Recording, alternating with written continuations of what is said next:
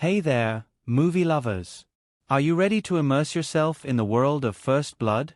Released on October 22, 1982, this movie has sparked countless discussions, and today, we're here to explore every fascinating detail with you. If you enjoy the content, be sure to give us a thumbs up. It really helps us grow. And don't forget to subscribe so you never miss an exciting movie exploration. Let's dive in and uncover all the magic together. On October 22, 1982, a film was released that did more than simply introduce a new action hero. It captured the soul of a nation still reeling from the psychological shadows of the Vietnam War and channeled that unease into a taut, relentless drama that forever changed the action genre. First Blood, directed by Ted Kotcheff and starring Sylvester Stallone in the role that would permanently cement his name in cinematic history, arrived without the lavish expectations of a summer blockbuster, yet it carved its place with quiet precision, much like its protagonist, John Rambo. Audiences didn't know what to expect from this story of a drifter veteran, but what they discovered was something far deeper than a man versus authority tale. It was an exploration of the American psyche, of trauma left to rot beneath the surface, and of how a single misunderstanding, fed by pride and fear, can spiral into an uncontrollable storm. There is something almost mythic in the way the film begins in silence, with Rambo walking alone through rural Washington, seeking only the comfort of an old comrade, and something tragic in the realization that the war he left behind never truly ended, it simply followed him home. What sets First Blood apart from other films of its time, and even from the more bombastic entries in the franchise that followed, is its restraint. This is not an action film bloated with spectacle for spectacle's sake. Rather, it's an intimate, methodical descent into chaos, grounded in a powerful emotional core. Sylvester Stallone, already famous from the Rocky series, brings something entirely different to Rambo. He strips away charm and bravado to reveal a man broken not just by the things he has done, but by the way the world now sees him. His performance is largely physical, his dialogue sparse, but in his silence lies the weight of every battle, every loss, and every rejection since returning from Vietnam. His presence alone builds tension, not through anger, but through pain that simmers just below the surface. This is not a hero in the traditional sense. He doesn't seek vengeance, or power, or even validation. He simply wants to be left alone. It's that simplicity, and the way the world refuses to grant him even that, which turns this narrative from a simple chase into something far more haunting. The film's setting plays a vital role in shaping its atmosphere, with the dense, damp forests of hope, Washington acting almost like a character themselves. The mist curls around the towering pines like smoke from a distant battlefield, a quiet echo of the jungles Rambo fought in years before. There's a deep irony in how this environment, so natural and serene, becomes a new war zone. Cinematographer Andrew Laszlo captures the landscape in hues of gray and green, stripping away the glamour of combat and replacing it with the cold breath of survival. The visuals don't glamorize violence, they underscore its futility. Each moment Rambo spends in the wilderness is a reminder that he belongs neither in the civilian world nor in the one he left behind. He is a man between worlds, more at home setting traps in the underbrush than walking down a suburban street. His camouflage becomes symbolic. He blends into the trees not just to hide, but because in the woods, he becomes whole again. As the story unfolds, the plot begins with an act of casual cruelty so mundane that it feels disturbingly believable. Sheriff Will Teasel, played with icy confidence by Brian Dennehy, sees Rambo as nothing more than a dirty drifter and decides to push him out of town, not with violence, but with quiet, condescending force. What follows is a perfect example of escalation, the kind born not from necessity, but from wounded egos and institutional arrogance. Teasel arrests Rambo without cause, and what begins as a simple power play quickly unravels into a violent confrontation as the police abuse him during processing. Their casual brutality, cutting his hair, spraying him with a hose, barking orders, triggers flashbacks from Rambo's time as a prisoner of war, and in that moment, the divide between past and present collapses. His mind fractures under the weight of remembered torture, and he explodes out of the station not as a man escaping justice, but as a soldier fleeing another cage. What was once a sleepy town becomes a battleground, and the manhunt that follows isn't driven by justice, but by shame, pride, and fear from both sides. Rambo's transformation into a ghostly force in the forest feels less like a plot device and more like a return to his most primal self. He doesn't kill indiscriminately. In fact, despite being vastly more skilled than his pursuers, he shows remarkable restraint. His war is one of defense, not domination. He disables and disarms rather than slaughters. In this choice lies the film's deeper message. Rambo is not the monster. He is the mirror held up to a society that created him, used him, and discarded him. The real violence comes not from the jungle-trained soldier, but from the institutions that failed him, the police force that provokes, the military that built him up and abandoned him, and the society that never made room for his return. Colonel Sam Troutman, played with measured gravity by Richard Crenna, enters the film not to save Rambo, but to remind everyone just how dangerous he is. His famous line, "I didn't come to rescue Rambo from you. I came to rescue you from him," cuts through the noise and reveals the terrible truth. Rambo is not just a man. He is a weapon, one built with precision, purpose, and pain, and he never should have been left unsupervised in a world that doesn't understand him. What makes First Blood so gripping isn't just its action, though the sequences are masterfully staged and edited with raw tension. It's that every bullet fired, every snare set, and every sprint through the woods is underscored by psychological weight. We're not watching mindless destruction, we're watching a man unravel under pressure, and it is that unraveling that holds our attention so tightly. The climactic moment, when Rambo finally breaks down in front of Troutman and unleashes the pain he's kept buried beneath layers of muscle and instinct, is among the most powerful monologues in action cinema. He doesn't speak like a hero. He speaks like a man haunted by the ghosts of war, by the silence of a country that turned its back on him, by the feeling that his only value was as a soldier, and that in peacetime he is nothing. Stallone's delivery in that scene isn't loud or proud. It's shattered. He speaks of his friend being blown apart by a landmine, of not being able to hold a job, of civilians spitting on him. And in that moment, the entire movie folds in on itself, transforming from a survival thriller into a tragic elegy for a generation of forgotten warriors. It is this unexpected emotional core that has drawn so much attention to the film across decades. While on the surface it may appear to be a simple action movie, First Blood is anything but. It challenges the viewer to look beyond the camouflage and combat and to see the cost of war not just on the battlefield, but in the quiet years that follow. It forces us to confront our own complicity in how we treat those we deem dangerous or disposable. And for that reason, it remains strikingly relevant. Audiences keep returning to this story not just for its thrills, but for its truth. The pain in Rambo's eyes is the pain of every soldier cast adrift, of every person told they don't belong, of every voice silenced by systems too rigid to listen. And so the film continues to resonate, not because of explosions, but because of empathy. A lone figure walks along a desolate mountain road under a canopy of overcast sky, the wind rustling faintly through pine trees that seem to stretch endlessly in every direction. His name is John Rambo, and though he says nothing as he walks, his silence speaks volumes. His coat is tattered, his boots scuffed, and his eyes betray a long history of suffering, the kind not easily explained in words. He is searching for someone, a man named Delmar Berry, a fellow soldier from his unit in Vietnam, a friend from a time when brotherhood was forged in mud, blood, and fire. As Rambo walks into a small, quiet town called Hope, Washington, the irony of the name doesn't escape the viewer. There's no music swelling, no announcement of his arrival, just the tired steps of a man looking for a connection in a country that no longer remembers what it asked of him. When he finally finds Delmar's home and knocks on the door, he's met with the devastating news that Delmar died the previous summer from cancer, likely a result of the chemical exposure endured during the war. Rambo listens quietly, nods, and thanks the woman who delivers the news. Then he turns, walking away once more, as if the last thread holding him to any sense of home or purpose has just snapped. As he heads into town, the story's tone subtly begins to shift. The serene, almost melancholy pacing gives way to tension when Rambo encounters Sheriff Will Teasel, played with chilling command by Brian Dennehy. Teasel is the picture of local authority, clean-cut, composed, and utterly certain of his role in keeping his town safe. To him, Rambo is a drifter, a problem, a threat that doesn't belong in the carefully controlled image he has of hope.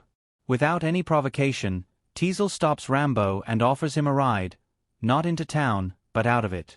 The sheriff's questions are polite, almost rehearsed, but they drip with suspicion. Rambo, confused but compliant, gets into the car.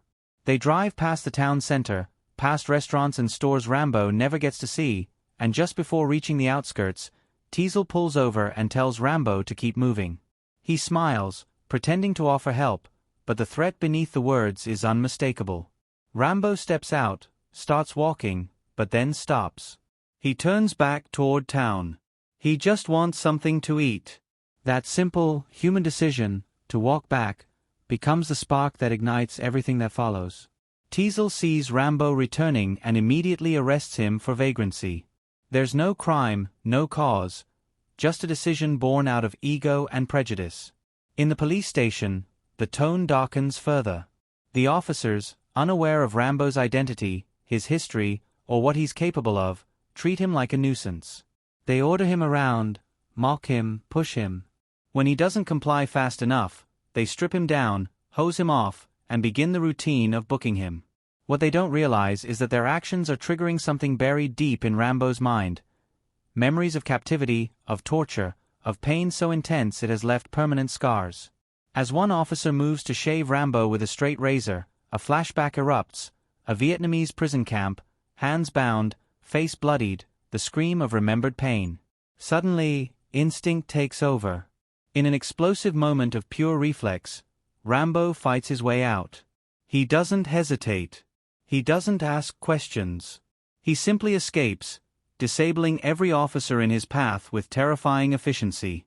He crashes through a window, runs into the street, and disappears into the nearby wilderness, leaving chaos in his wake.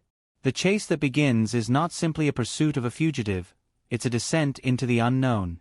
The town's officers, unfamiliar with the terrain beyond their manicured streets, organize a search party. They take to the mountains, armed and confident, believing they're tracking a runaway criminal. What they don't yet understand is that Rambo is no ordinary man on the run. He was trained for this, trained to move through hostile terrain, to survive without supplies, to turn the natural world into his ally. As he disappears into the forest, the film shifts its shape again. The urban drama becomes a survival thriller. The sounds of civilization fade, replaced by the wind through branches, the crack of twigs, and the rising heartbeat of pursuit. Rambo isn't panicking. He's reverting. The forest isn't a refuge. It's familiar ground. He becomes something almost mythic. Part ghost, part hunter, part wounded animal that knows how to make itself invisible. As the search team pushes deeper into the mountains, Teasel remains certain of their superiority. He sees Rambo as desperate, alone, outmatched. But that illusion shatters quickly when the first confrontation occurs. One officer, a cocky and aggressive man named Galt, spots Rambo from a helicopter and, against orders, opens fire. Rambo tries to find cover on a cliffside, climbing down, vulnerable but still calculating. The chopper hovers too close, too aggressive, and Galt, ignoring safety, leans out to get a better shot. Rambo, cornered and desperate to survive, throws a rock at the helicopter, destabilizing it. Galt falls to his death. It's a moment of tragic irony. Rambo did not intend to kill, only to defend himself, but the result becomes fuel for the authorities' outrage. Now there's blood. Now it's personal. The pursuit escalates, and the idea of de-escalation vanishes completely. In the next sequence, Rambo begins to turn the tables. One by one, he disables the deputies in the forest, not with lethal force, but with precision, restraint, and terrifying skill. He sets traps using natural materials, pulling from his military training to outmaneuver them. One officer is snared and hoisted into the air, another falls into a pit. The forest, which once seemed like neutral ground, becomes Rambo's territory, and the pursuers become prey. Eventually, he ambushes Teasel himself, holding a knife to his throat, delivering a chilling warning, "Don't push it, or I'll give you a war you won't believe." Then he vanishes into the woods once again, leaving behind a shaken, humiliated police force. For the first time, Teasel sees that this isn't a game, that the man they are hunting isn't running because he's guilty, he's surviving because they've left him no other choice. Word of the events reaches higher authorities, and with it comes a new figure, Colonel Sam Troutman. Played by Richard Crenna with calm authority and subtle melancholy, Troutman introduces himself not with bluster, but with quiet confidence. He knows Rambo. He trained him. And he understands something that none of the officers grasp yet. They are dealing with someone built for war, someone conditioned to survive and destroy, someone who never should have been treated like an ordinary vagrant. Troutman's warning is simple and chilling. If they continue to pursue Rambo as if he's just another fugitive, they will lose, and people will die. But Teasle doesn't listen. The lines are drawn. Ego against experience. Order against instinct. The hunt continues. As Rambo moves deeper into the mountains, the weather turns colder. Rain begins to fall. He finds an old tarp, fashions a makeshift poncho, and uses a jagged rock to carve himself a rudimentary knife. These details, shown without commentary, emphasize his resourcefulness. The man is a machine of survival. He isn't just hiding, he's adapting. As night falls, he builds a fire, not out of comfort, but necessity. In this isolation, we catch glimpses of his internal torment. There is no joy in his success. There is no glee in outmaneuvering his pursuers. There is only pain, quiet and unresolved, hovering like mist in the forest. Meanwhile, the local authorities double down. They bring in the National Guard, outfitted with gear and bravado, assuming their numbers will overwhelm him. They track Rambo to a mine shaft, where they believe they have him cornered. A rocket launcher is fired. The entrance collapses. They assume he is dead. Celebration erupts. The threat is over. But beneath the rubble, in the winding darkness of the tunnels, Rambo moves. Injured but alive, he pushes forward through darkness, rats crawling over him, water rising around him. He finds an exit and escapes once more into the wilderness. The myth grows. And with it, the tone of the film deepens. This is no longer just a chase. It's a psychological portrait of a man who was trained to be invisible, unstoppable, and then discarded when he no longer fit into peacetime life. Each decision he makes reflects this truth. He does not want war, but he will not surrender. He is not the aggressor, but he will not be victimized. The viewer is placed in a position of conflicted empathy. We fear Rambo, we admire him, and ultimately, we begin to understand him. Not through exposition, but through action, reaction, and silence. The darkness of the mine closes in around Rambo like a suffocating memory, but he doesn't panic. Instead, he navigates its labyrinthine tunnels with the same unflinching determination he showed in Vietnam, pushing through the water, squeezing through tight rock passages, enduring the rats and filth without a sound. Every move he makes is deliberate, precise, necessary. Above ground, the National Guard believes the problem is buried, quite literally, beneath the debris of a collapsed entrance. They laugh, pose for photos, and congratulate each other on a job well done, never considering the man they think they've killed might still be alive and moving beneath their feet. Rambo slips through the mountain's veins like a ghost, emerging from an outlet in the rocks far from the site of the explosion, soaked and shivering but alive. The cold night air wraps around him, but he doesn't stop. There's no time. He's not just surviving anymore. He's heading back to the place where this all began. Back in the town of Hope, Teasle believes it's over. His face is marked by fatigue, not just from the physical exhaustion of the hunt but from something more existential. His own failure to understand the force he unleashed. The moment of false relief is brief. When word spreads that no body has been recovered and the mine isn't a tomb after all, that quiet dread returns. Teasle is too proud to admit he underestimated Rambo, but the doubt is growing. Meanwhile, Colonel Troutman knows the truth, has always known it. He understands that Rambo isn't just trained to survive, he's trained to retaliate when cornered, trained to destroy in ways that seem almost unreal to the ordinary mind. Troutman issues warnings that fall on ears deafened by pride and fear. Teasle still thinks in terms of control and justice, of arresting and containing, but Rambo is no longer playing by civilian rules. He's returning with one objective: to end the war that was started against him. The rain falls again as Rambo makes his way back to town, slipping through the trees and shadows like a specter.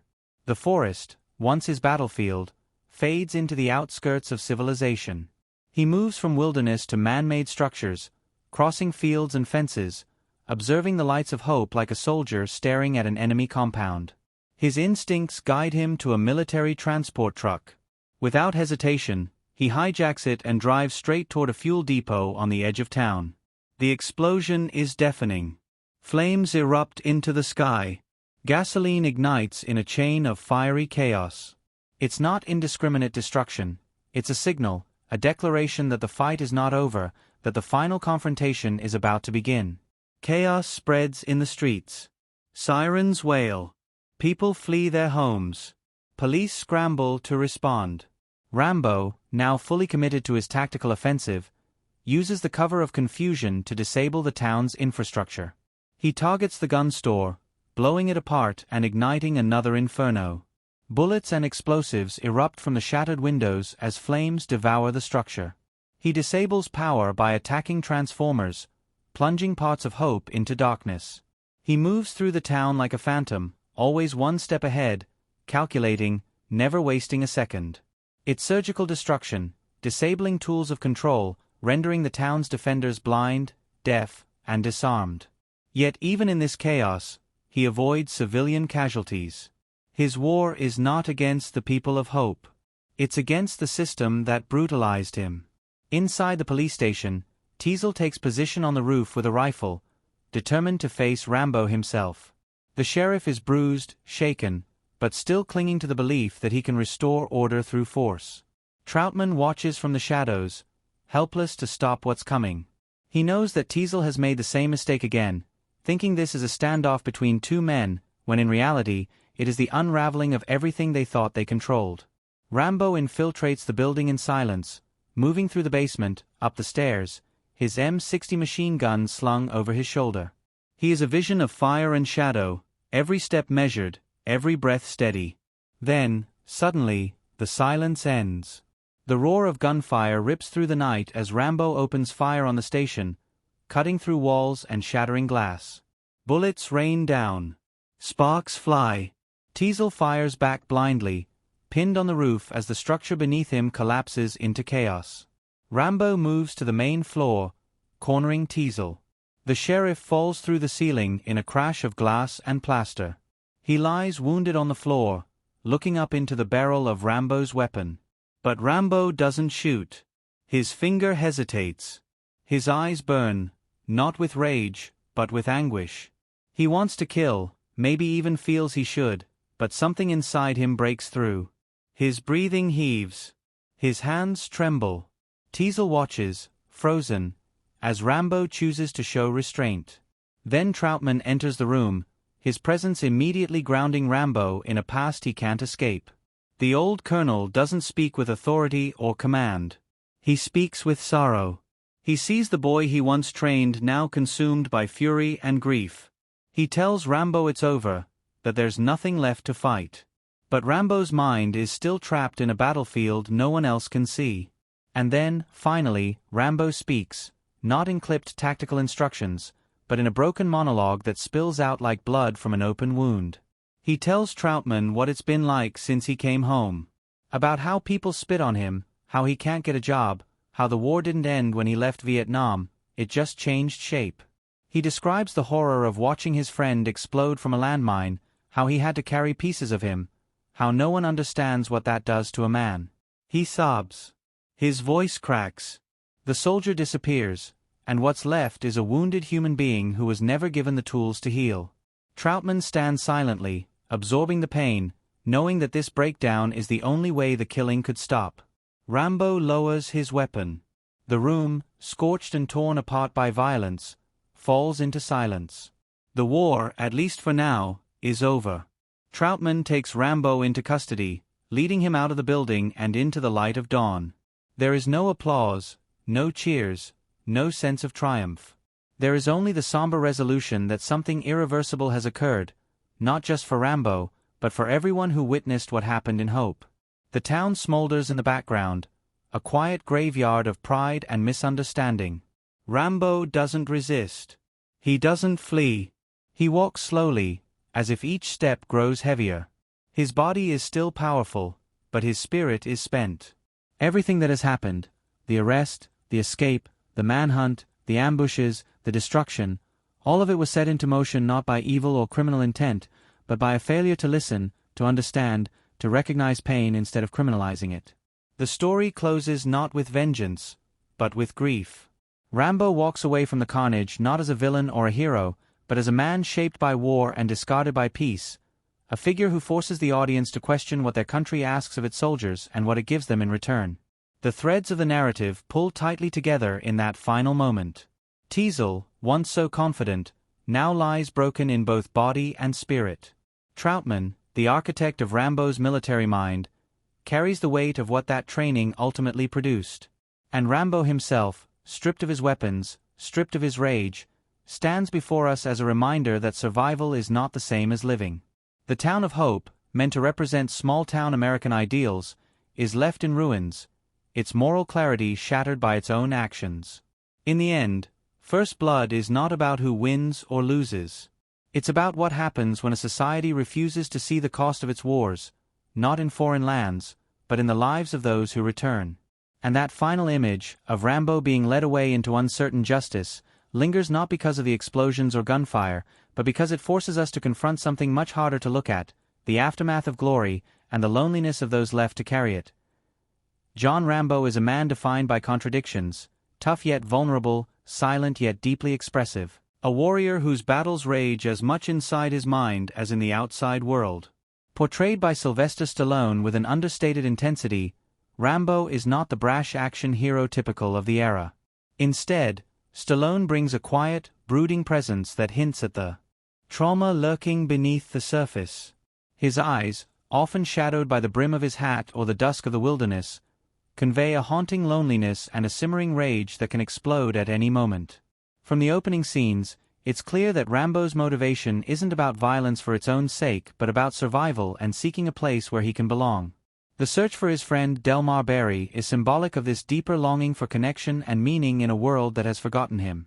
His arc evolves from a lost, aimless wanderer into a figure of raw power, forced by circumstance to fight back against injustice. Yet even as he becomes a one-man army, the audience never forgets the human beneath the weapons, a man shaped by war and neglected by peace. Sheriff Will Teasel, brought to life by Brian Dennehy, stands as Rambo's foil. Dennehy's portrayal is layered with a combination of small-town authority and deeply ingrained prejudice. Teasel represents the rigid order of a society that prizes control and conformity, and his instinctive distrust of Rambo reveals a broader societal failure to understand returning veterans.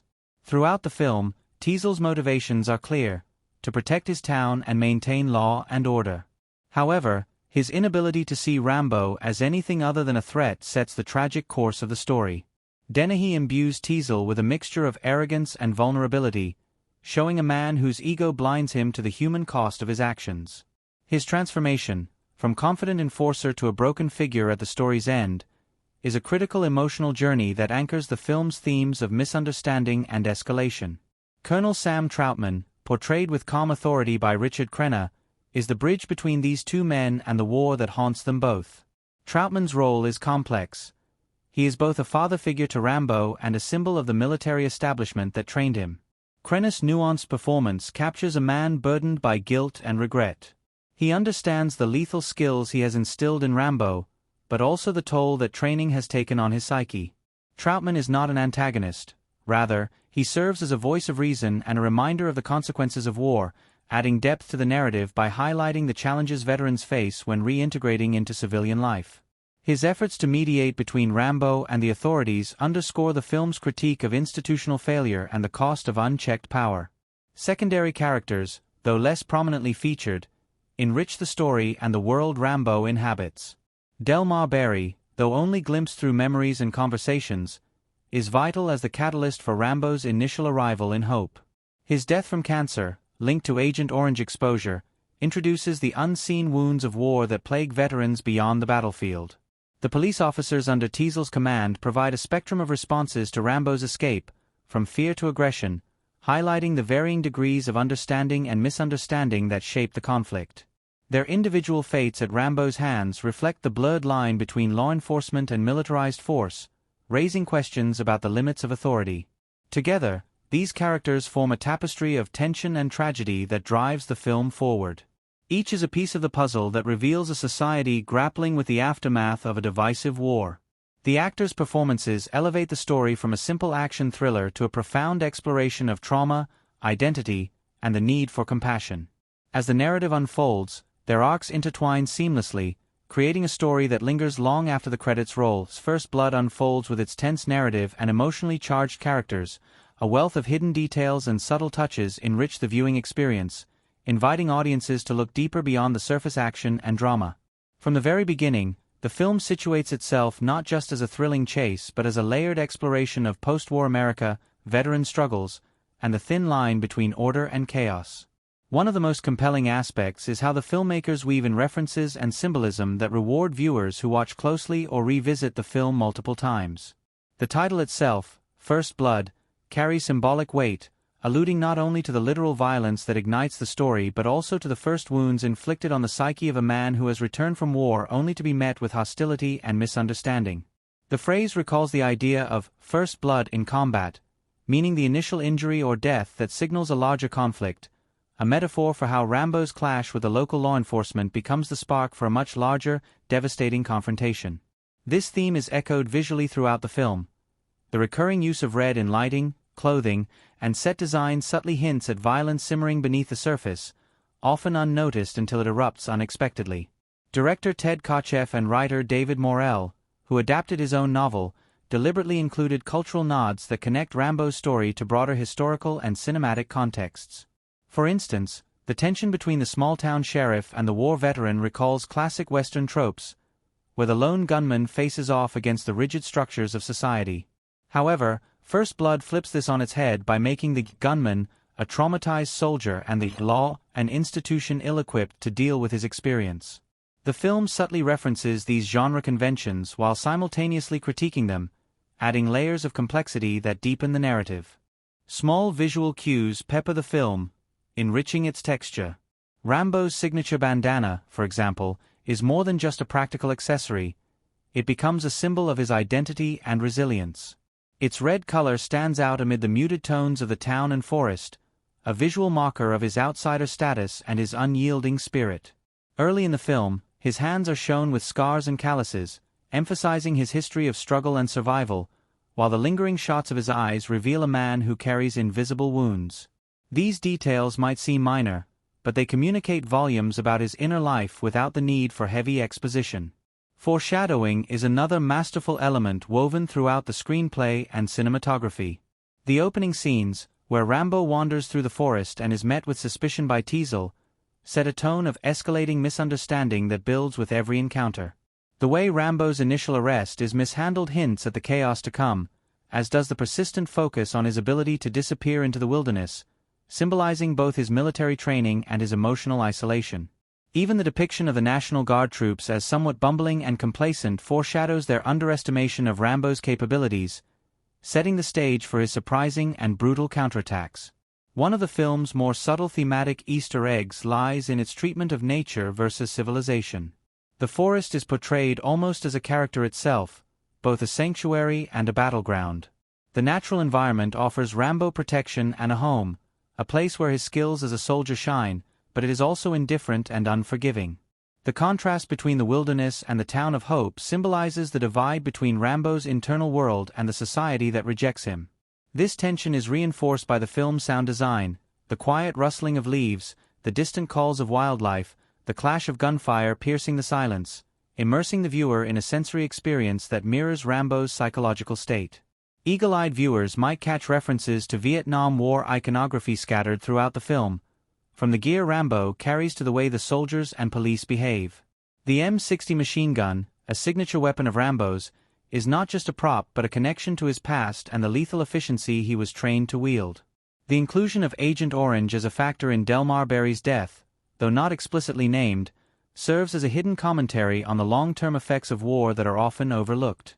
This background detail subtly critiques the government's failure to support veterans, a theme that resonates powerfully in the film's emotional core. Another Easter egg comes in the form of character names and their significance. The town's name, Hope, is ironic given the violence and despair that unfolds there, symbolizing the gap between American ideals and the reality experienced by those like Rambo. Similarly, Colonel Troutman's surname is a nod to trauma, underscoring his role as a witness to the psychological scars of war. These linguistic choices deepen the film's message, encouraging viewers to reflect on the meanings behind the characters and settings. The film's pacing and editing also hide clever narrative clues. Scenes that appear to be simple action sequences often include lingering shots or brief dialogues that hint at larger themes. For example, the moment when Rambo breaks into the police station to retrieve his weapons is charged not just with tension but with a quiet statement about reclaiming agency and identity. The way the camera follows his calculated movements communicates a man regaining control in a world that has stripped him of it. These subtleties elevate what could have been straightforward action into a meditation on power, control, and the consequences of neglect. Even the soundtrack carries hidden layers. Jerry Goldsmith's score weaves in motifs that echo the film's emotional landscape.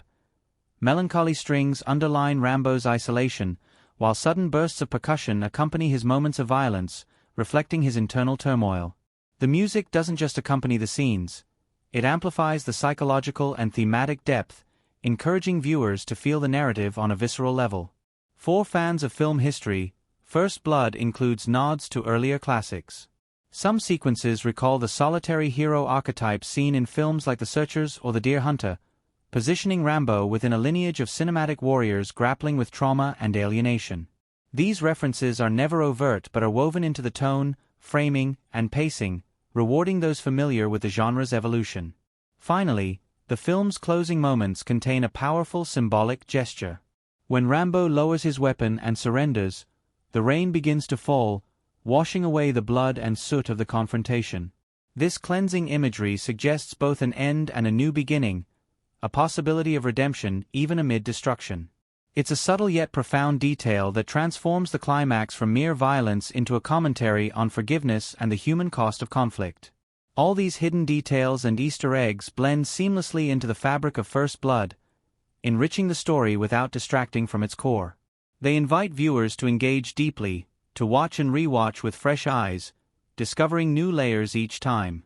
By embedding these elements naturally within the narrative, the filmmakers create a movie that is not only thrilling and emotionally resonant but also intellectually rewarding, a timeless exploration of trauma, identity, and the scars left by war. Diving into the world behind First Blood reveals a tapestry of unusual, unexpected, and sometimes downright strange facts that add a fascinating dimension to the film's legacy. From the earliest stages of production through its release, the movie's journey was anything but straightforward, marked by creative clashes, physical challenges, and surprising anecdotes that make it unique in Hollywood's action film canon. The story behind the story is as compelling as the one unfolding on screen, filled with twists and turns that echo the tension and grit of the film itself. One of the most intriguing aspects of First Blood's production was the casting process, which was more turbulent than many might assume given how iconic the final choices became. Sylvester Stallone, though by 1982 already famous for Rocky, was not the first actor considered for the role of John Rambo. In fact, the role was initially offered to other stars such as Steve McQueen and Clint Eastwood, who were both known for their tough guy personas and had huge followings. However, both declined, either because of scheduling conflicts or discomfort with the character's complexity and darker undertones. This opened the door for Stallone, whose own persona as a scarred underdog fit perfectly with Rambo's troubled and misunderstood veteran. What's strange is how Stallone, who had been primarily associated with boxing dramas, took on this character and reshaped his image, transforming the movie into a cultural phenomenon. The film's director, Ted Kotcheff, faced enormous challenges during filming, particularly due to the rugged outdoor locations and physical demands placed on the cast and crew. The shooting primarily took place in the dense forests of British Columbia, Canada, where weather conditions were unpredictable and often harsh. At one point, a sudden storm forced a halt to production, but rather than simply waiting it out, the crew incorporated the storm's rain and wind into the scenes, adding an unplanned layer of authenticity and tension. This willingness to embrace the environment and let it influence the movie's atmosphere contributed to the film's gritty realism and immersive mood. Sylvester Stallone himself endured several grueling physical challenges during the shoot, especially given the film's intense action sequences and the demand for authentic combat movements. Notably, Stallone insisted on performing most of his own stunts, which led to numerous injuries. During a key chase scene, he reportedly twisted his ankle but kept going to maintain continuity and momentum. This dedication not only lent credibility to Rambo's physicality but also cemented Stallone's reputation as a committed action star. However, the injuries raised concerns among the production team, and safety protocols were increased afterward to protect the cast and crew. Another curious fact is the original screenplay's tone, which was notably darker and more cynical than the final cut. Early drafts featured a much more violent and despairing Rambo, with a bleak ending that left little room for redemption. The studio pushed for a somewhat softened narrative, leading to rewrites that introduced Colonel Troutman's mediating presence and allowed for moments of humanity and vulnerability to emerge. This creative tug-of-war between gritty realism and audience appeal shaped the final version, balancing tension with emotional resonance. It's fascinating to consider how the film might have been received had the original script remained intact, potentially limiting its mainstream success but perhaps enhancing its cult status. An unusual and somewhat controversial aspect of First Blood's production was the reaction from Vietnam War veterans and advocacy groups. While the film aimed to portray the struggles of returning soldiers realistically, some veterans criticized it for perpetuating stereotypes of the dangerous, unbalanced veteran, arguing that this depiction risked misunderstanding and alienating real people who had served. Conversely, others praised the film for bringing attention to issues like PTSD and the neglect of veterans by society. This mixed reception sparked conversations beyond the cinema, adding a layer of social debate to the movie's cultural footprint. The filmmakers navigated this controversy carefully, emphasizing the film's intent as a dramatic exploration rather than a political statement. Behind the scenes, the relationship between the lead actors and the director was marked by a mix of respect and tension. Brian Dennehy, who played Sheriff Teasle, was known for his commanding presence on set but occasionally clashed with Stallone over character interpretations. Dennehy wanted Teasle to be more nuanced and less of a simple antagonist, which aligned with the script's intentions but sometimes conflicted with Stallone's vision of Rambo as the clear protagonist. These creative negotiations, though challenging, ultimately enriched the performances and deepened the characters' complexity. The camaraderie and occasional friction on set mirrored the on-screen tension, giving the film an authentic emotional charge. The film's use of weapons and military gear also has an interesting backstory. Many of the firearms and equipment seen on screen were authentic and carefully sourced to ensure accuracy. The iconic M60 machine gun wielded by Rambo was functional, though modified for safety, and Stallone underwent special training to handle it convincingly. The production team worked closely with military consultants to portray combat tactics and survival skills realistically, an unusual level of detail for an early 80s action film. This dedication to authenticity contributed significantly to the film's intense atmosphere and helped establish Rambo as a believable, formidable figure rather than a cartoonish hero. A quirky detail that fans often notice is the subtle inclusion of product placements and cultural references typical of the early 80s. For instance, the brand of chewing gum Rambo uses appears multiple times, a small but deliberate choice that grounds the character in the contemporary world. Similarly, the police cars and uniforms reflect the real-life styling of the period, adding to the film's verisimilitude. These elements, while minor, create a textured backdrop that makes the fictional town of Hope feel lived-in and authentic. One of the more unusual production anecdotes involves the original ending, which was filmed but later changed after test screenings. Initially, the final confrontation between Rambo and Teasle ended in Rambo's death, a grim conclusion that underscored the futility of violence. However, audiences responded negatively, prompting the studio to shoot a revised ending where Rambo survives but surrenders, offering a glimmer of hope and closure. This shift not only altered the tone but paved the way for the film's success and future sequels. The choice to pivot the ending reflects the delicate balance between artistic vision and commercial viability that often shapes Hollywood productions. Lastly, the film's soundtrack, composed by Jerry Goldsmith, carries its own peculiar stories. Goldsmith was known for his inventive approach to scoring, and for First Blood, he crafted themes that evoke both the serenity of the forest and the tension of manhunt sequences. The music was recorded under tight deadlines and with limited budget, yet it remains one of Goldsmith's most praised works, blending traditional orchestral elements with unconventional instrumentation to mirror the film's duality of peace and violence. Interestingly, some cues were reused in later action films, subtly cementing First Blood's influence beyond its own narrative. Together, these behind-the-scenes stories, production challenges, and unusual facts paint a vivid picture of a film that was far more than just an action movie. First Blood emerged from a complex process of artistic negotiation, physical endurance, and cultural reflection, resulting in a work that continues to resonate decades later. The strangeness of its creation, from casting shifts to tonal rewrites, enriches our appreciation of the film as both a product of its time and a timeless exploration of trauma and resilience. As First Blood unfolds, its narrative is punctuated by a series of pivotal moments that not only drive the plot forward but also resonate deeply on an emotional and thematic level, inviting viewers to engage with the film beyond its surface as an action thriller. One of the earliest critical scenes occurs shortly after John Rambo arrives in the small town of Hope, Washington, a moment charged with tension as Sheriff Teasle orders his arrest for vagrancy. This seemingly simple act carries layered significance, revealing the clash between Rambo's outsider identity and the town's rigid social order. The scene critiques society's often superficial judgments. Teasle's insistence on enforcing the law without understanding Rambo's background mirrors broader societal neglect of returning veterans. The audience feels this friction intensely, sensing that what unfolds will transcend a typical police encounter. This arrest sets the tone for the film's exploration of misunderstanding and alienation, themes that are skillfully communicated through sparse dialogue and powerful visual storytelling. The subtle use of silence, the camera's lingering on Rambo's haunted eyes, and the stark contrast between the sterile jail cell and the wild forest all underscore the character's isolation. Here, the audience is invited to empathize with Rambo not just as a man in conflict with authority but as a figure caught between worlds, civilian and soldier, past and present. This moment thus establishes an emotional core that carries through the rest of the film.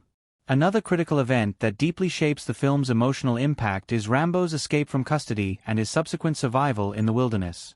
The sequence unfolds with intense suspense, showcasing Rambo's tactical skills and intimate knowledge of the terrain, but it is more than an adrenaline-fueled chase. The forest serves as a metaphorical space where Rambo reclaims agency, his movements reflecting both the physical and psychological battles he has endured.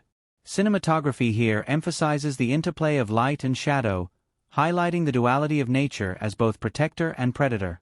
For the audience, this segment evokes admiration mixed with a growing awareness of Rambo's tragic predicament, a man forced into conflict by circumstances beyond his control. The tension escalates as the law enforcement's response grows increasingly militarized, with the introduction of Colonel Troutman signaling a turning point in the narrative. Troutman's arrival is a critical moment not only for plot development but also for thematic depth. His dialogue and demeanor reveal a shared history with Rambo, illuminating the protagonist's trauma and the government's failure to support its veterans adequately.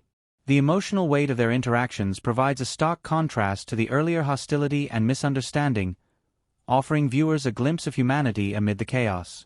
This scene challenges the audience to reconsider preconceived notions about strength and vulnerability, underscoring the film's nuanced portrayal of its central character.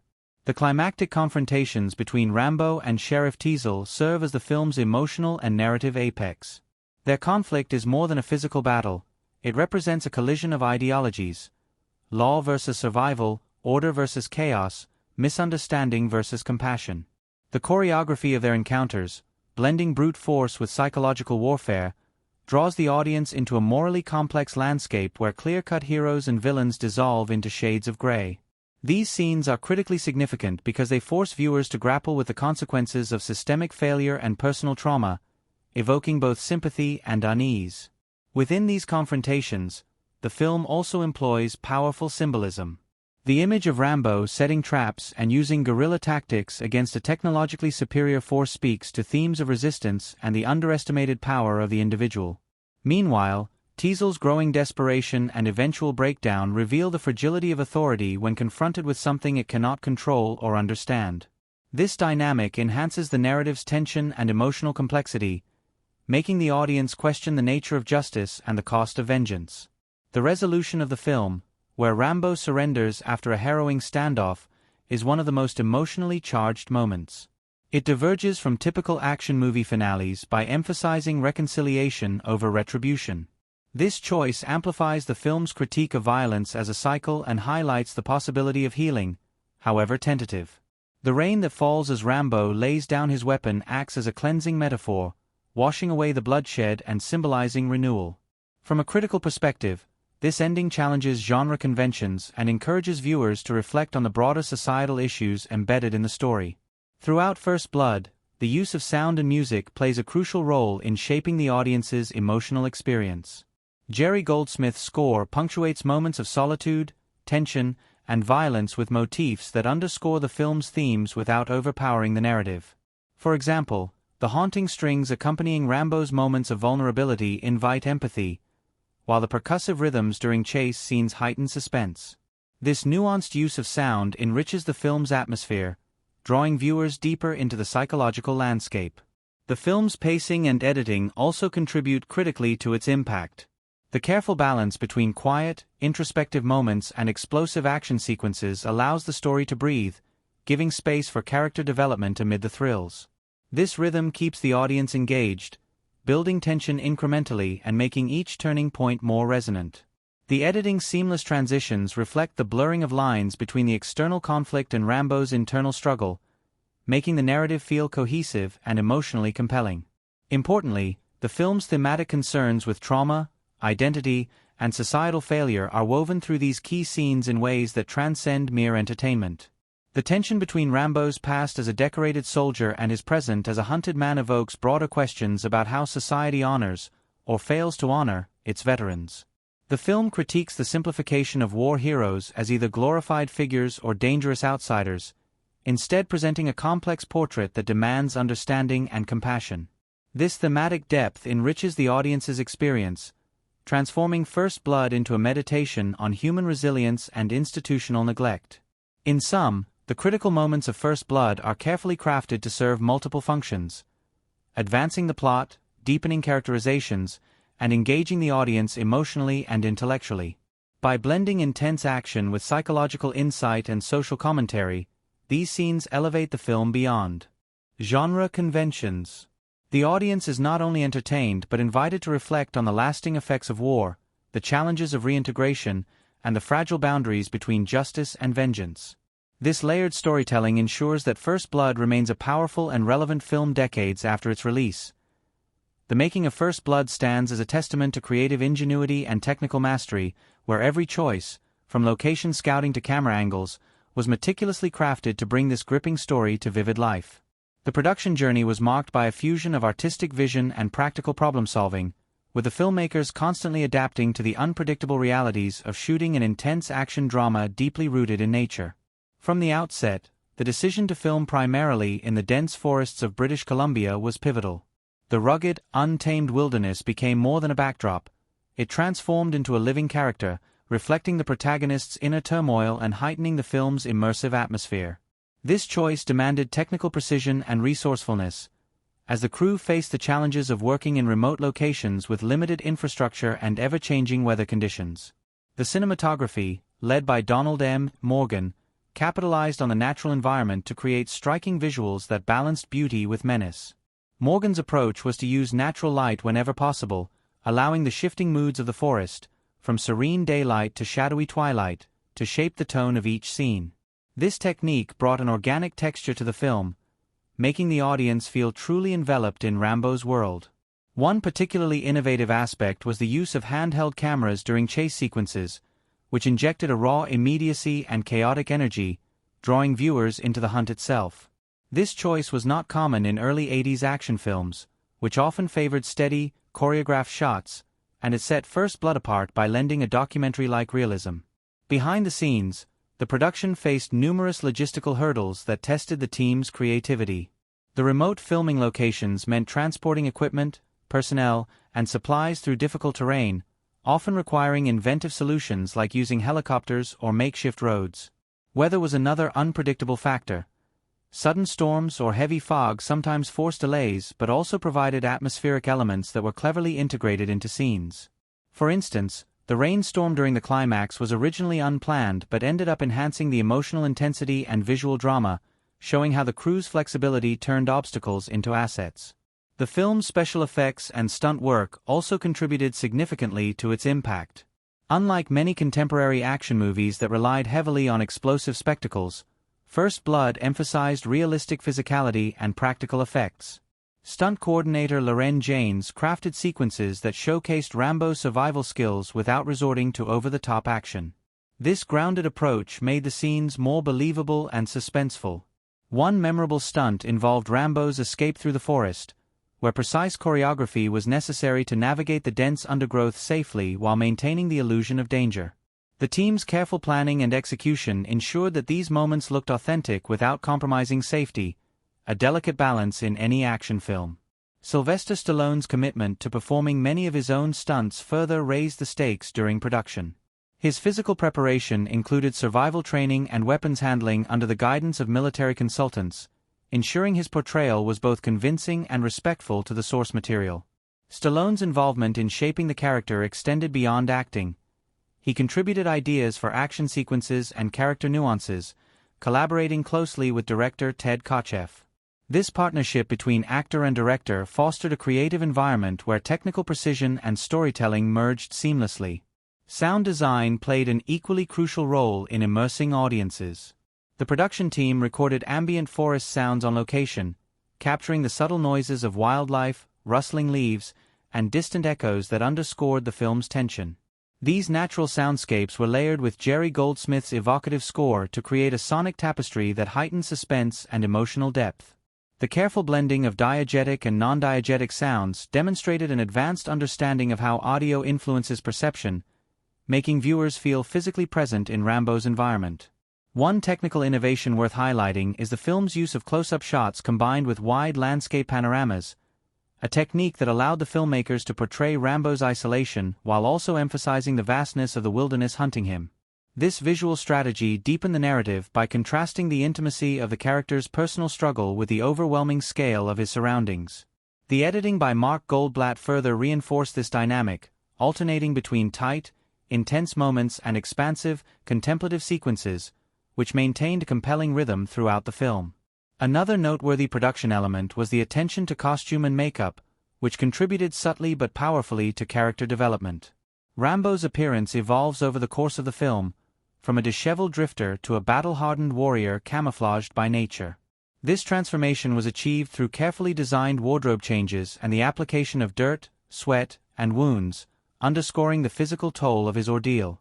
These visual details, though understated, communicate volumes about his resilience and mental state, enhancing the storytelling without overt exposition.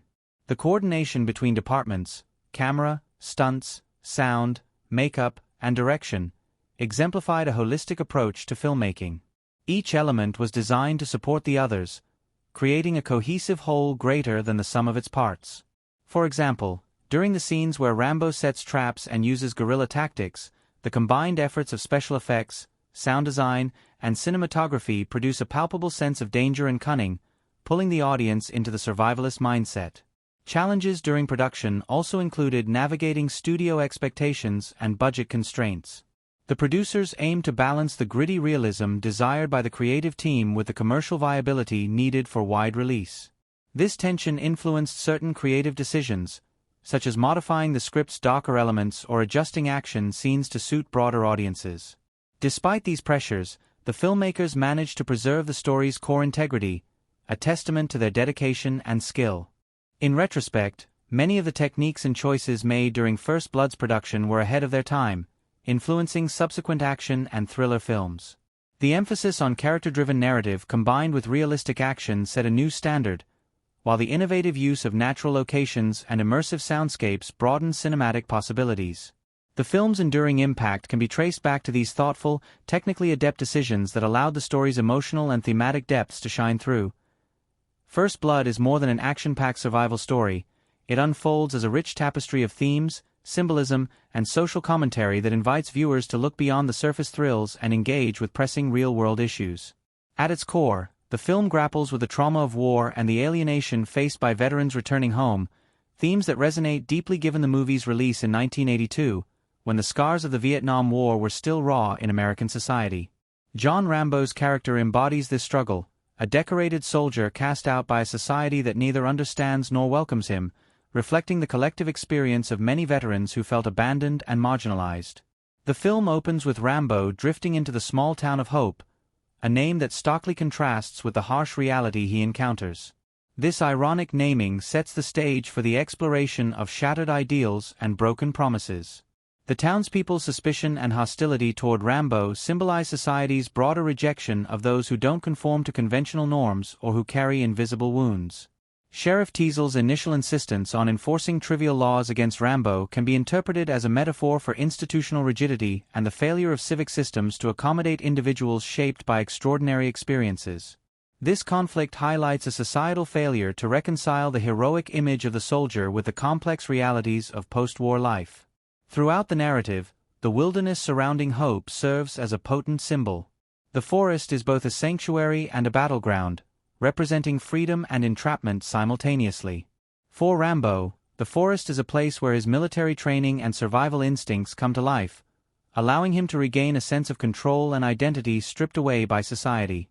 Yet, this refuge also isolates him further, underscoring the paradox of his situation: freedom that leads to solitude and conflict. The stark contrast between the natural world and the man-made structures of the town deepens this theme, emphasizing the divide between human constructs of order and the chaotic, untamed forces of nature, and by extension, the human psyche. The traps Rambo sets and the guerrilla tactics he employs carry symbolic weight as well. They are not just physical defenses but manifestations of his psychological state: defensive, wary, and resourceful. These acts of survival echo the larger theme of resistance against oppression, positioning Rambo as a figure fighting not only for his own life but against a system that fails to understand or support him. His tactical ingenuity elevates him from a victim to an agent of agency, challenging traditional notions of power and control. Another layer of symbolism appears in the interactions between Rambo and Colonel Troutman.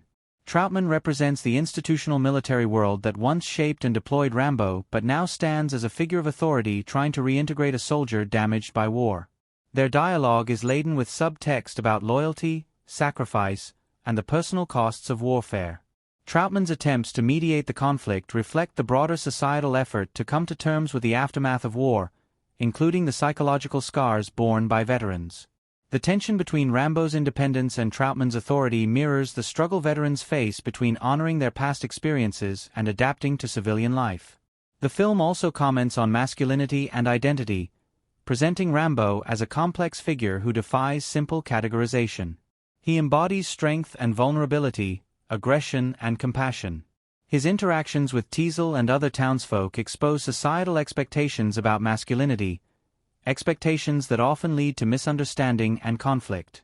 Rambo's silent endurance and controlled rage speak to the pressures placed on men, especially soldiers, to suppress emotions while performing acts of heroism. This nuanced portrayal challenges typical action hero stereotypes prevalent in the era, adding emotional depth and social critique.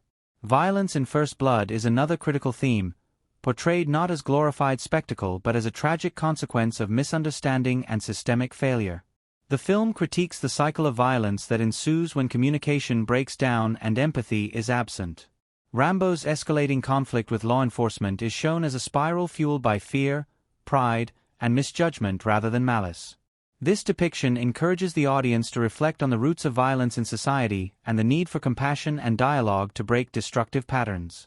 Subtle visual symbols further enrich the narrative. For example, the recurring imagery of the rain during the film's climax suggests purification and renewal, offering a glimmer of hope amid chaos. Similarly, the contrast between Rambo's military gear and his increasingly natural camouflage signals his transformation, from soldier bound by orders to an autonomous figure deeply connected to nature and instinct. These visual cues weave together the story's emotional and thematic threads, enhancing the viewer's understanding without overt exposition. The social commentary extends to broader reflections on authority and justice. The town's law enforcement is depicted as short-sighted and heavy-handed, embodying a system that prioritizes control over understanding. Sheriff Teasel's rigid enforcement of minor laws without regard for individual circumstances critiques bureaucratic inflexibility and highlights how such approaches can escalate conflicts unnecessarily. The film questions the effectiveness of authority figures who fail to listen or adapt, emphasizing the human cost of such failures. Moreover, First Blood subtly touches on issues of class and marginalization. Rambo's status as a drifter and outsider places him on the fringes of society, confronting the audience with the realities faced by those who live outside mainstream acceptance. His survivalist skills, while extraordinary, are born from a life of hardship and exclusion. This undercurrent invites reflection on societal structures that create and perpetuate disenfranchisement, making the film relevant to discussions beyond its immediate narrative. The film's narrative arc itself embodies a cyclical theme of trauma and healing. Rambo's journey from confrontation to surrender suggests the possibility of redemption and reintegration, albeit fraught with difficulty. This trajectory aligns with real-world experiences of many veterans and marginalized individuals, highlighting the challenges and potential for recovery when society extends understanding and support. In weaving these themes, symbols, and social critiques into its story, First Blood achieves a resonance that elevates it beyond a conventional action film. Its layers invite viewers to consider complex human experiences and societal dynamics, making it a culturally significant work that continues to spark dialogue. The film's ability to blend thrilling storytelling with profound insights ensures its lasting impact and relevance. First Blood emerges not only as a gripping narrative of survival and conflict but also as a masterclass in cinematic technique and visual storytelling, where every frame, sound, and cut works in concert to immerse the audience in John Rambo's turbulent world. The director, Ted Kotcheff, along with cinematographer Donald M. Morgan, crafts a visual language that is both raw and poetic, mirroring the emotional and psychological landscape of the film's central character. From the very opening scenes, the film's sound design establishes an atmosphere thick with tension and unease. Instead of bombarding viewers with explosive effects, the soundscape relies heavily on subtle, naturalistic elements: the crunch of footsteps on dry leaves, the distant calls of wildlife, the whisper of wind through the trees, creating an almost tactile sense of place. This attention to ambient sound pulls the audience into the forest alongside Rambo, making the environment a character in its own right. It's a sonic intimacy that contrasts sharply with the stark silences during moments of tension, amplifying suspense and emotional weight without relying on dialogue. Jerry Goldsmith's musical score complements the naturalistic sound design by weaving a melodic thread that carries the film's emotional core.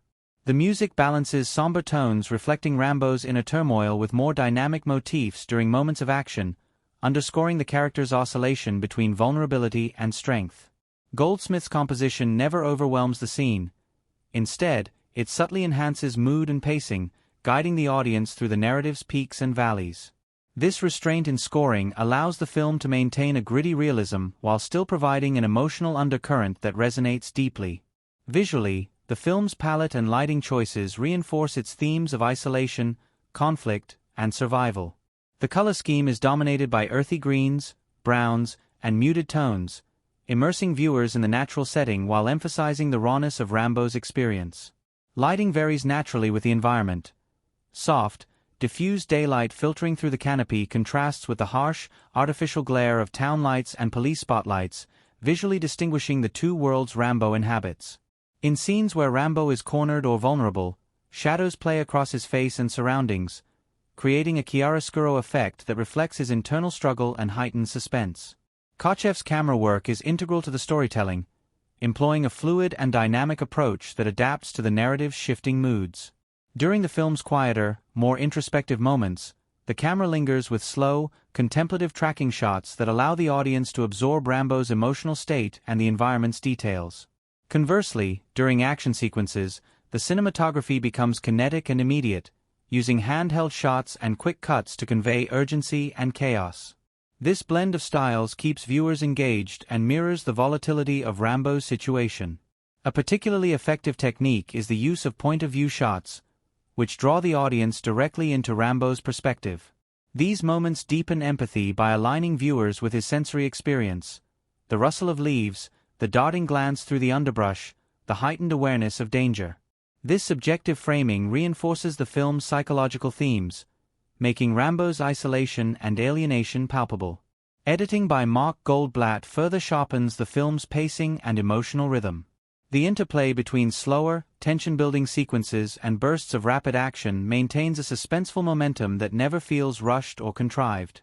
Cross-cutting is employed skillfully, juxtaposing the escalating manhunt with Rambo's tactical maneuvers, which heightens dramatic tension and underscores the cat-and-mouse dynamic at the story's heart. The editing also accentuates moments of emotional resonance, allowing pauses and silences to breathe and giving weight to Rambo's interactions with other characters. One of the director's unique stylistic choices is the deliberate avoidance of glamorizing violence. The camera often pulls back or shifts focus at critical moments, refusing to linger on brutality for its own sake. This restraint serves to humanize the conflict and remind viewers of its tragic consequences, aligning with the film's broader social commentary. The violence feels consequential and personal, rather than sensationalized spectacle. Another defining aspect of the film's visual language is the contrast between the controlled environment of the town and the unpredictable wilderness. In the town, compositions are tighter, with more rigid framing that conveys confinement and social order. In contrast, shots of the forest are expansive and often use wide angles, emphasizing openness but also vulnerability. This spatial dichotomy reinforces the thematic tension between civilization and nature, control and chaos. The film also employs symbolic visual motifs, such as recurring imagery of broken or discarded objects, a cracked mirror, abandoned vehicles, rusted fences, that subtly comment on decay and loss. These details enrich the visual narrative without drawing overt attention, inviting attentive viewers to uncover layers of meaning embedded in the mise-en-scene. Lighting during key emotional moments is especially noteworthy. For example, in the climactic scene where Rambo confronts his past and surrenders, the interplay of shadow and light on his face captures the complexity of his emotions: defiance, pain, resignation, without the need for dialogue. This visual subtlety demonstrates the film's commitment to showing rather than telling, allowing the audience to engage more deeply with the character's inner world. Sound, music, cinematography, editing, and directorial choices converge to create an immersive experience that transcends genre conventions. The film's visual language communicates on multiple levels, from the visceral thrill of chase scenes to the quiet reflection on trauma and humanity. Each element supports the others, forming a cohesive whole that invites viewers not just to watch but to feel and think alongside the story. This mastery of cinematic technique helps explain why First Blood remains a landmark film. Its ability to balance intense action with profound emotional and thematic depth is rooted in these carefully orchestrated artistic choices. The film's aesthetic is inseparable from its narrative power, and together they forge a lasting impact that continues to influence filmmakers and audiences alike. The compelling power of First Blood owes as much to the palpable chemistry among its cast as it does to its gripping storyline and evocative direction, with the interplay between Sylvester Stallone's John Rambo and the supporting actors forging a dynamic that elevates the film beyond a simple action thriller into a layered character-driven drama. Stallone, having risen to fame with the Rocky series, brought an intensity and vulnerability to Rambo that required his co-stars to match that nuanced performance, and their interactions provide the emotional backbone of the movie. His relationship with Brian Dennehy's Sheriff Teasle is particularly electric, capturing a believable tension and escalating hostility that feels both personal and symbolic. Dennehy's imposing presence complements Stallone's brooding intensity, creating a clash that drives much of the film's conflict while highlighting their respective characters' stubbornness and misunderstanding. Behind the scenes, this chemistry was nurtured through both planned rehearsals and organic moments on set. Interviews with the cast reveal a working environment that was at times intense but respectful, with Stallone known for his commitment to authenticity and physical preparation. His background in theater and his meticulous attention to detail pushed the ensemble to elevate their performances. Dennehy, a veteran actor, provided a grounding force, often mentoring younger cast members and helping to create a sense of camaraderie that translated on-screen into believable, emotionally charged exchanges.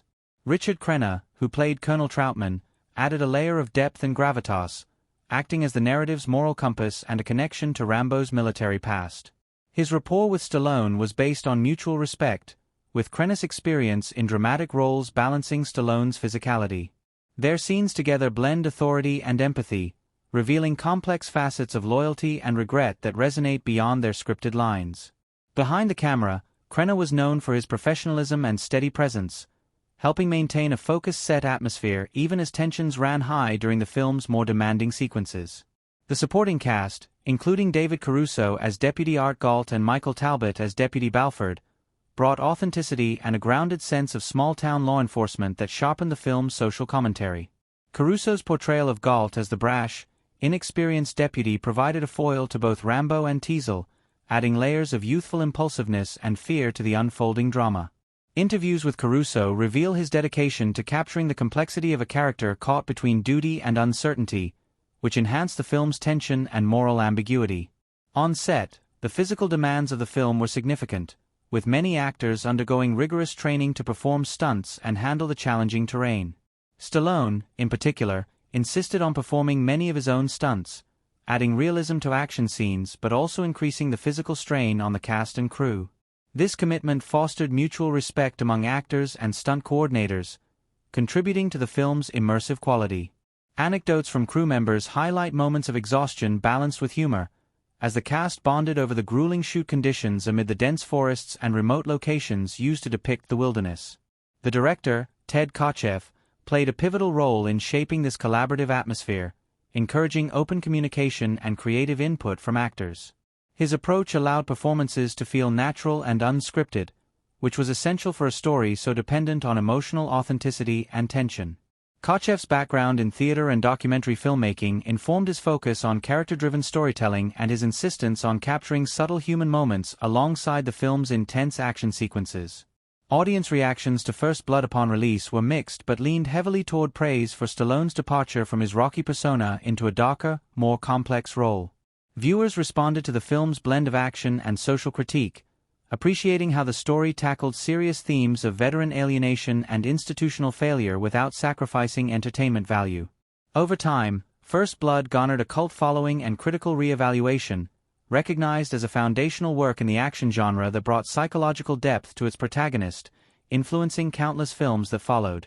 The chemistry among the cast and their commitment to portraying nuanced characters contributed significantly to this positive reception.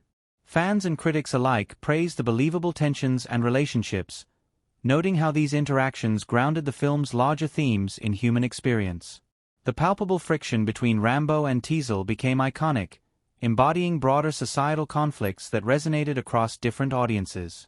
Behind the scenes, stories of camaraderie and occasional friction added to the film's lore. Stallone's perfectionism sometimes led to tension with cast and crew, but it also pushed the film's quality higher. Dennehy recalled moments of intense preparation, especially for scenes involving physical confrontation, where safety and realism had to be carefully balanced. These anecdotes reveal the delicate interplay between professionalism and artistic passion that fueled the production. As the film continued to reach new audiences through home video, television broadcasts, and later streaming, the enduring appeal of the cast's performances became even clearer. Fans appreciated how the actors brought depth and complexity to roles that could have easily become one-dimensional. The film's ability to provoke empathy for characters on all sides of the conflict attests to the strength of these performances and the chemistry that made their interactions believable. The legacy of the cast's dynamics extends into the sequels and broader Rambo franchise, where Stallone's portrayal remains central but is enriched by the foundation laid in First Blood. The original film's focus on character relationships and psychological nuance set a standard that subsequent installments often tried to emulate or build upon. The respect and professionalism cultivated among the actors and crew during the initial production created a blueprint for the franchise's continuing success. In sum, the chemistry between Sylvester Stallone, Brian Dennehy, Richard Crenna, and the supporting cast created a rich emotional landscape that brought First Blood to life.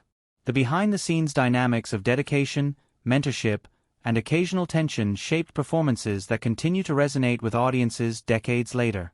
The film's reception, evolving from commercial success to cultural touchstone, underscores the lasting impact of this collaborative artistry. These intertwined elements of cast interaction, production environment, and audience engagement form an integral part of the film's enduring story, inviting viewers to appreciate not only the on-screen drama but also the human effort behind it. When First Blood premiered on October 22, 1982, it did more than introduce a tough, battle-worn character named John Rambo. It fundamentally reshaped the landscape of action cinema and left an indelible mark on popular culture that continues to reverberate.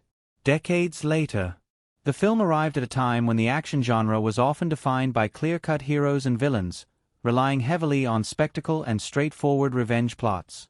Yet, First Blood offered something different: an introspective, psychologically complex story about a soldier grappling with trauma, societal rejection, and the alienation of returning from war to a country that no longer seemed to recognize him. This nuanced portrayal not only elevated the action genre but also paved the way for more character-driven narratives that embraced depth alongside thrilling set pieces. Its influence is evident in how action heroes were subsequently portrayed. Before Rambo, many cinematic tough guys were invincible caricatures, but Stallone's portrayal brought vulnerability, moral ambiguity, and emotional scars to the forefront.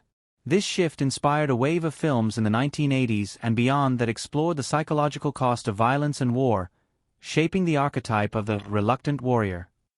Characters with similar traits, haunted by their pasts and conflicted by their present, became staples, from other action franchises to more dramatic explorations of veterans and soldiers.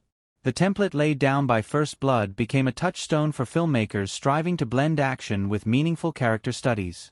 Pop culture quickly embraced John Rambo as an icon.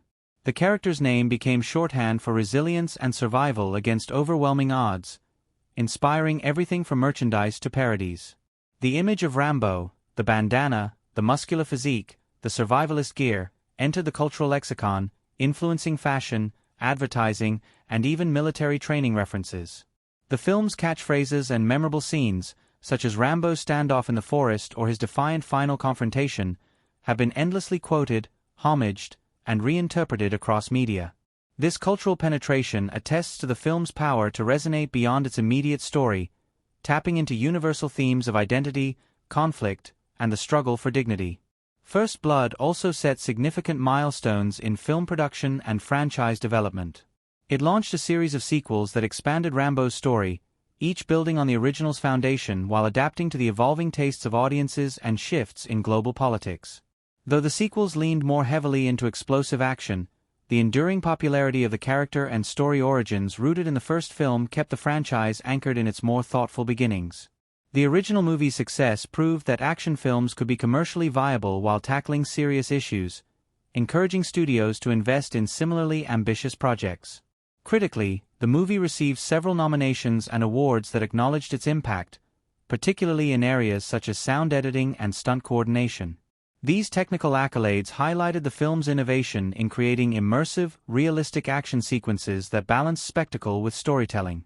While First Blood was not a sweeping awards contender, its recognition in specialized categories reflected an industry appreciation for its craftsmanship and influence on genre standards. The film's place in cinematic history is secure, frequently cited in retrospectives and academic studies as a turning point in action cinema and a culturally significant work on the depiction of Vietnam veterans in American film. Its influence extends to discussions on how Hollywood represents trauma and the reintegration of soldiers into society, underscoring its thematic resonance beyond entertainment. Scholars often point to First Blood as an early example of mainstream cinema engaging thoughtfully with the complexities of post-war identity, a conversation that has grown increasingly prominent in film criticism. Audience appreciation has only deepened over time. Fans celebrate the movie for its blend of thrilling action and emotional depth, often revisiting it for its authenticity and character-driven storytelling. Film enthusiasts praise the layered performances, especially Stallone's, which defy the one-dimensional stereotypes often found in the genre. The movie's gritty realism and psychological insights continue to engage new generations, while longtime admirers value the nostalgia and pioneering spirit that First Blood embodies. The legacy of First Blood is also visible in its impact on global cinema. It inspired filmmakers around the world to incorporate more complex protagonists and socially conscious narratives within the action framework. The archetype of the conflicted soldier seeking redemption became a recurring motif not just in American movies but internationally, attesting to the universal themes the film touched upon. Furthermore, the movie's approach to blending narrative depth with action set a benchmark for storytelling techniques. The balance it struck between intimate character moments and large-scale confrontations influenced filmmakers' approaches to pacing, tone, and thematic integration within genre films. This legacy is echoed in many contemporary action films that strive to move beyond mindless violence toward emotionally resonant storytelling. In summary, the legacy of First Blood is multifaceted, encompassing its profound. The legacy of First Blood is also visible in its impact on global cinema. It inspired filmmakers around the world to incorporate more complex protagonists and socially conscious narratives within the action framework.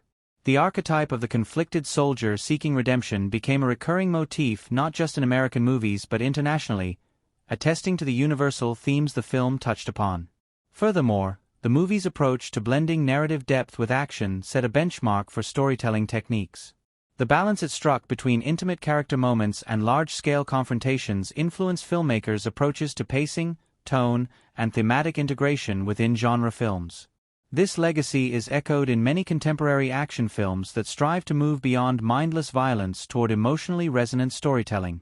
In summary, the legacy of First Blood is multifaceted, encompassing its profound influence on the action genre, its lasting cultural impact, and its role as a touchstone for serious cinematic engagement with themes of trauma and identity. Its milestones, including spawning a major franchise and garnering critical recognition, underscore its importance within film history. Above all, it remains a powerful story that challenges audiences to consider the human cost of conflict and the complexities of heroism, ensuring its place as a timeless work that continues to inspire and provoke thought.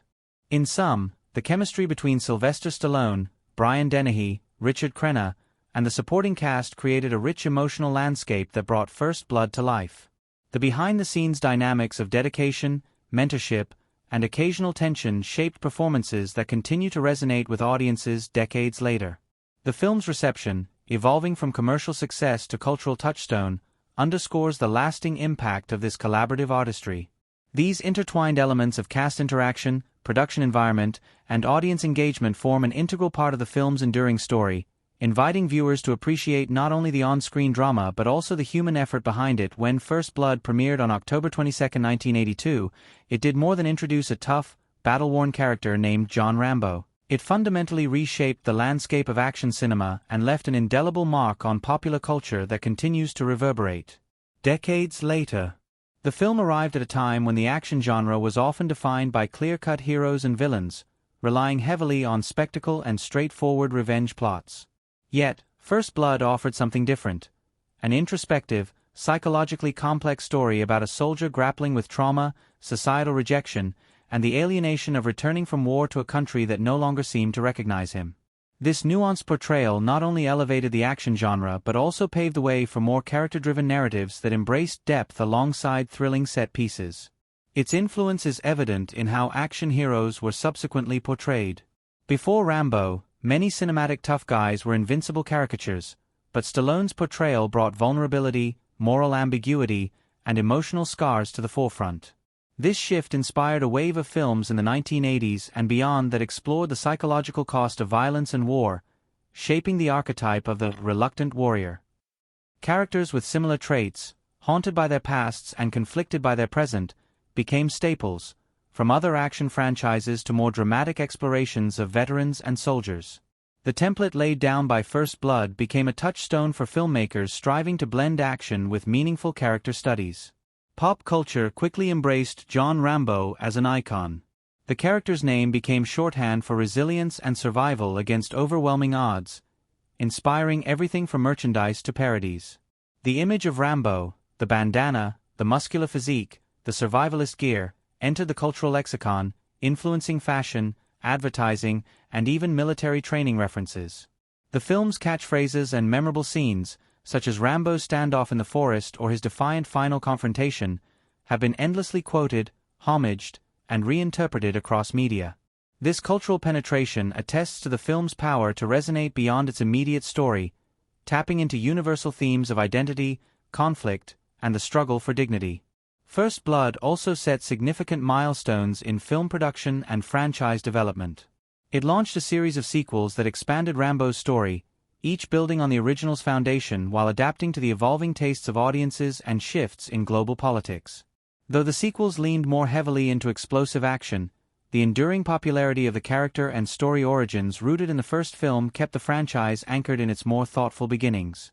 The original movie's success proved that action films could be commercially viable while tackling serious issues, encouraging studios to invest in similarly ambitious projects. Critically, the movie received several nominations and awards that acknowledged its impact, particularly in areas such as sound editing and stunt coordination. These technical accolades highlighted the film's innovation in creating immersive, realistic action sequences that balanced spectacle with storytelling. While First Blood was not a sweeping awards contender, its recognition in specialized categories reflected an industry appreciation for its craftsmanship and influence on genre standards. The film's place in cinematic history is secure, frequently cited in retrospectives and academic studies as a turning point in action cinema and a culturally significant work on the depiction of Vietnam veterans in American film. Its influence extends to discussions on how Hollywood represents trauma and the reintegration of soldiers into society, underscoring its thematic resonance beyond entertainment.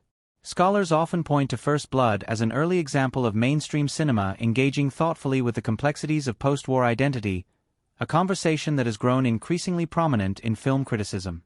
Audience appreciation has only deepened over time.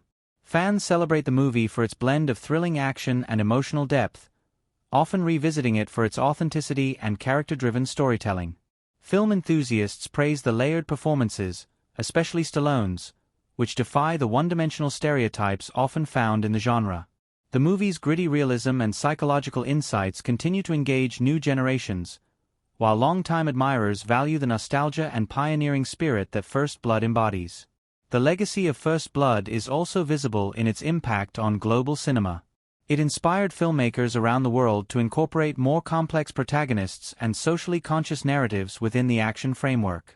The archetype of the conflicted soldier seeking redemption became a recurring motif not just in American movies but internationally, attesting to the universal themes the film touched upon. Furthermore, the movie's approach to blending narrative depth with action set a benchmark for storytelling techniques. The balance it struck between intimate character moments and large-scale confrontations influenced filmmakers' approaches to pacing, tone, and thematic integration within genre films. This legacy is echoed in many contemporary action films that strive to move beyond mindless violence toward emotionally resonant storytelling. In summary, the legacy of First Blood is multifaceted, encompassing its profound influence on the action genre, its lasting cultural impact, and its role as a touchstone for serious cinematic engagement with themes of trauma and identity. Its milestones, including spawning a major franchise and garnering critical recognition, underscore its importance within film history. Above all, it remains a powerful story that challenges audiences to consider the human cost of conflict and the complexities of heroism, ensuring its place as a timeless work that continues to inspire and provoke thought.